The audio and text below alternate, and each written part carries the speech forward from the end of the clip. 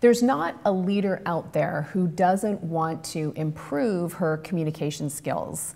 And there is so much to say about the field of communication and presentation, but one of the things that people tend to miss is that there are actually two critical types of communication for leaders.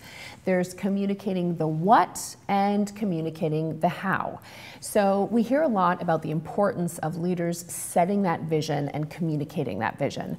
And so the vision is typically going to be the what.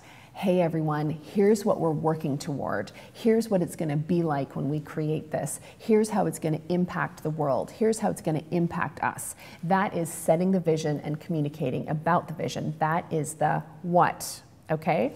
But there's another type of communication that's just as important for leaders, and that's communicating the how. So this is how we're going to get there. This is what needs to happen. These are the nuts and bolts of how we're going to make this vision a reality. Now, that type of communication, we sometimes think of that as a little bit more technical, but it is important for you as a leader to enable and empower your team, your community to understand what the vision is and how you're going to get there.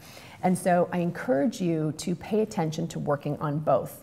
Me, I'm much more comfortable communicating about the what than I am about the how. But one of the key things that I have needed to learn is to really cultivate that discipline, to create the vision, to communicate it, and then to communicate in an orderly, step-by-step fashion my plan for how we're going to get there. Two types of communication, the what and the how. You definitely want to learn to master both.